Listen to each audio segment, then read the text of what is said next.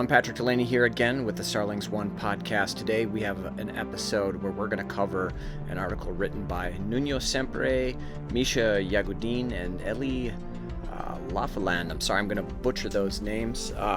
About the effectiveness of prediction markets in a corporate setting. This article was written in late 2021. Actually, the published date was December 31st, 2021, so right before the new year, on the Effective Altruism forum. And basically, the results of this very extensive research were, in a nutshell, there's a lot of uncertainty. We don't know how viable corporate prediction markets are, particularly as a decision-making tool, as a way to get everybody on the same page about something critical.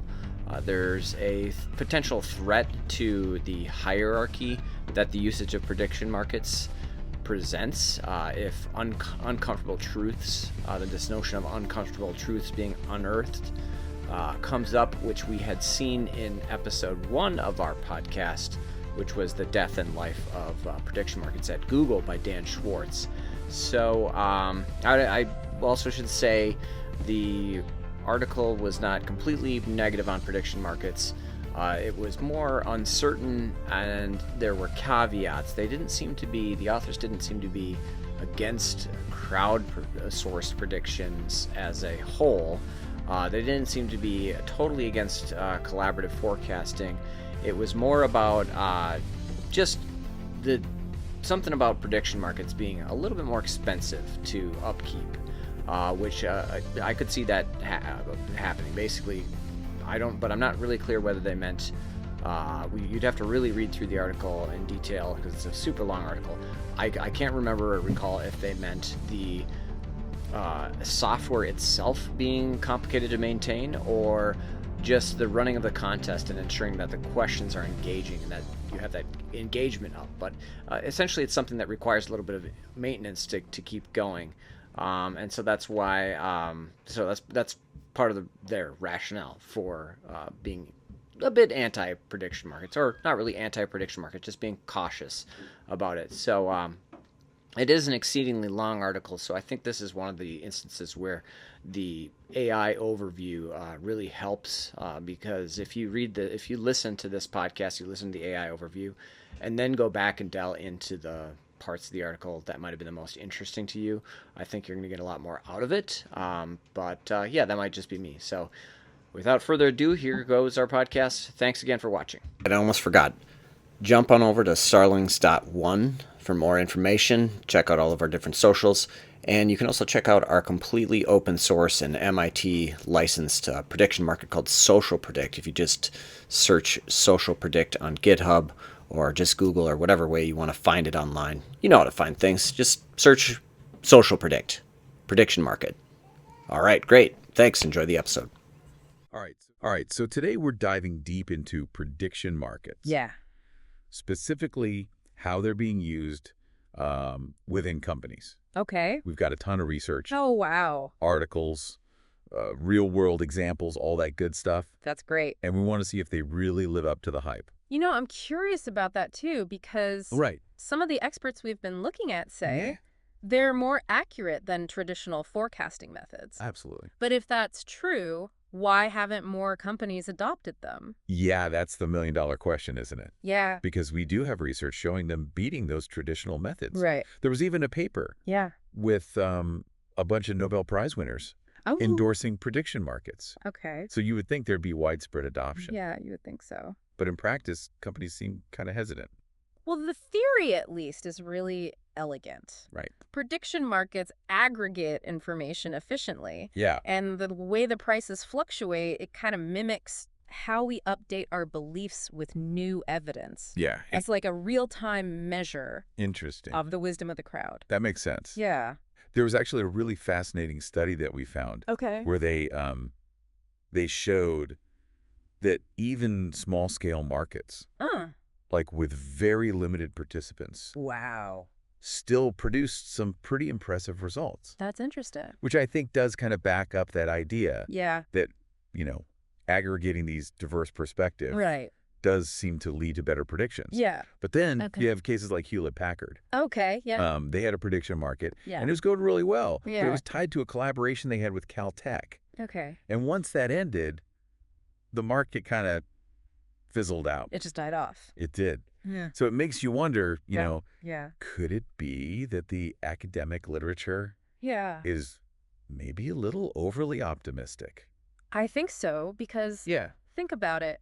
In academia, there's a real incentive to highlight positive results. Of course. You know, to get published, you need to have those splashy findings. Makes sense. And the real-world implementation is probably way messier than those controlled studies. Right. We actually found an internal document from Microsoft Interesting. that offered a more balanced perspective, I think. Okay. They tested prediction markets in all sorts of contexts. Wow. Project schedules, sales forecasts, even external product reviews. All over the place. Yeah, all over the company. Interesting. And it sounds like they learned some hard lessons. They did. What were some of the challenges that they ran into? Well, one of the big ones was technology. Okay.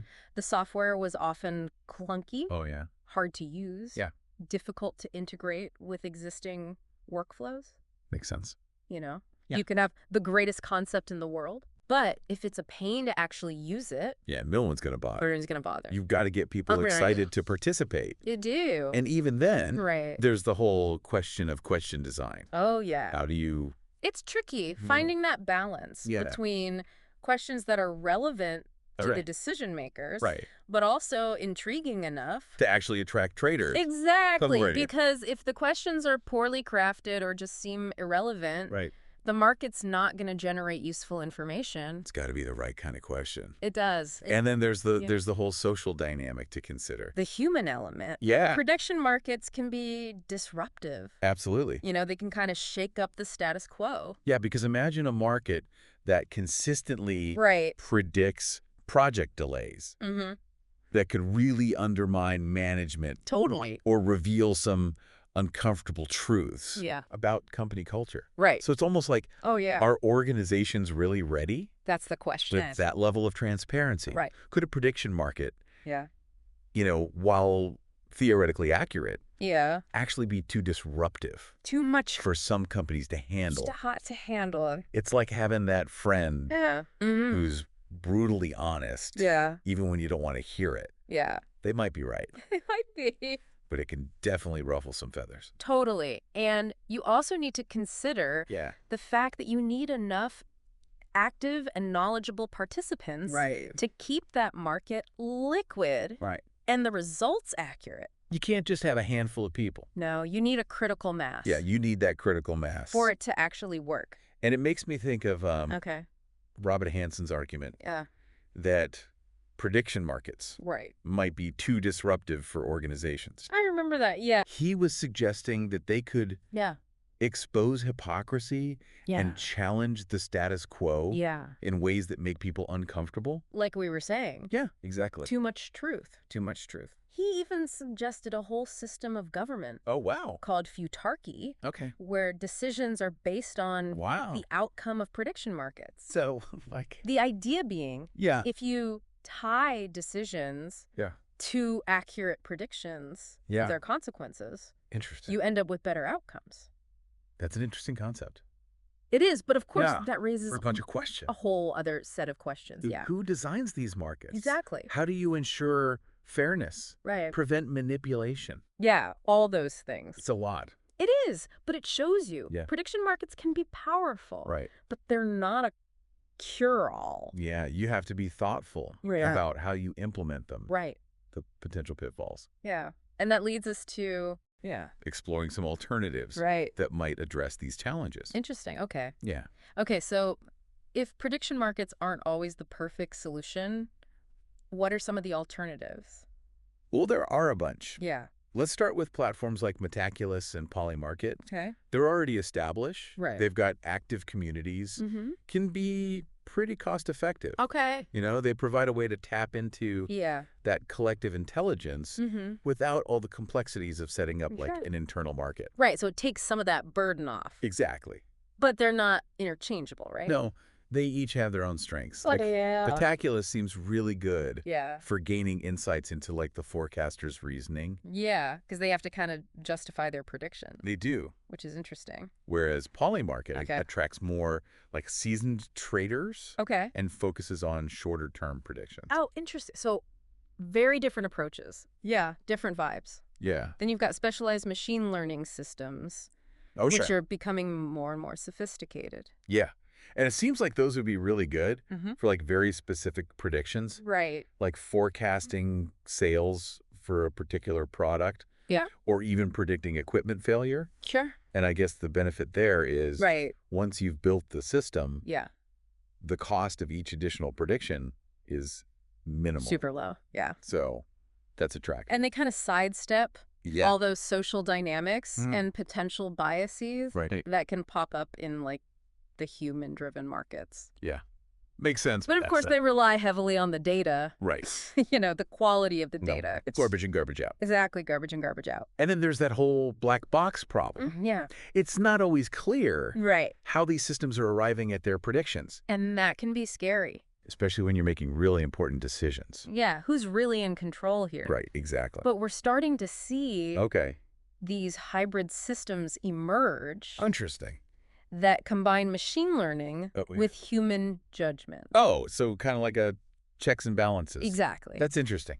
Yeah, so imagine the algorithm generates an initial prediction. Okay. And then experts come in. Right. And they refine it based on, you know, their knowledge. Their experience. Their gut feeling. Yeah, that makes sense. So you get the best of both worlds. It seems like it, yeah. You know, the efficiency and scalability of AI. Right. But then also the nuance and intuition. Right, of human expertise. Yeah. Interesting. It allows each to play to its strengths. I like that. The machine learning part can handle, you know, the routine predictions or identify patterns that humans might miss. Right. While the experts can focus on, you know, the complex strategic issues. That makes a lot of sense. Yeah. Okay, what about the more low-tech options? Oh, yeah. Like surveys and interviews? So the classics. Are those still relevant? Oh, absolutely. Okay. Especially for gathering qualitative information. Right. You know, like understanding customer sentiment, gauging employee morale. Okay. Exploring complex issues where there isn't much data. Right. Sometimes a simple conversation can give you insights that a machine would completely miss. Right, that human element again. Exactly. So it's interesting. We've got this whole spectrum of options. It's a toolbox. From the complex prediction markets to basic surveys. To just talking to people. Exactly. But even with, you know, even if you have accurate predictions, there's still the question of... So what? Yeah, what do companies actually do? Right, what do they do with this information? With this information, right. That's where things get really interesting. Wow. It's one thing to have a prediction, but it's another to actually act on it. To put it into practice. Exactly. So how do companies, how do they bridge that gap? Well, some companies have very formal frameworks for incorporating forecasts into decision-making. So it's like built into their process. It is. Okay. You know, they might have committees to review predictions. Okay. Or use them in risk assessments. Interesting. It becomes part of their DNA. Okay. But others are more informal. Okay. You know, they use the forecasts to spark discussions, challenge assumptions. Interesting. There's no one right way to do it. Right. Different companies, different approaches. Totally depends on the company culture, the situation, their comfort level with data. Yeah, that makes sense. It's fascinating to see the range. It is. It speaks to, you know, their risk tolerance, their organizational structure, their leadership style. Yeah, it's all connected. It is. So let's go back to those internal Microsoft documents. Yeah. They analyze their experiences with prediction markets across different categories. Right. They broke it down. So for project schedules, they found that the markets were fairly accurate. Oh, that's good. But also susceptible to self-fulfilling prophecies. Oh, interesting. So like if people see the market predicting a delay, they might subconsciously start slacking off. Totally. Making the delay more likely. Yeah, it's like if it's going to be late anyway. Yeah, why bother? Why bother? That's fascinating. It really highlights that psychological element. Oh, absolutely. We're not just robots. We're not. We respond to these things. We do. For external product reviews. Oh, They had limited success. Oh. Because of low participation. So people just weren't that interested. They weren't? I guess that makes sense. Yeah. If you can't influence the outcome. Right. Why bother? Why bother? It also suggests you need to design it carefully and maybe offer some incentives. Right, to get people involved. Get people engaged. For sales forecasts. Okay. The results were kind of mixed. Up and down. Yeah. Sometimes the market nailed it. Right. Sometimes it was way off. Yeah. They attributed that to, the inherent unpredictability of sales. Yeah. There are so many factors. So many things influence it. That you can't control. Exactly. So it's a reminder that, prediction markets are powerful. But they're not foolproof. They're not a magic bullet. Yeah. They're a tool. They are. And you have to use them thoughtfully. You do. Taking into account their limitations and potential biases. Exactly. And it's important to remember that. Yeah. Even if a prediction market is perfectly accurate, the company might just ignore the findings. Oh, yeah, that happens all the time. If the prediction challenges their beliefs or threatens powerful stakeholders. Nobody wants to hear that. It could get swept under the rug. Yeah, the truth hurts sometimes. That's a good point. So it speaks to a deeper issue. Yeah. Beyond just the mechanics of prediction markets. Right. It's about the willingness of organizations to embrace uncomfortable truths. Yeah. To face reality. And act on data. Even when it's not what they want to hear. Even when it conflicts with their gut feeling. Right. It's hard. It is. So I keep coming back to that point that Hansen made. Yeah. About disruption.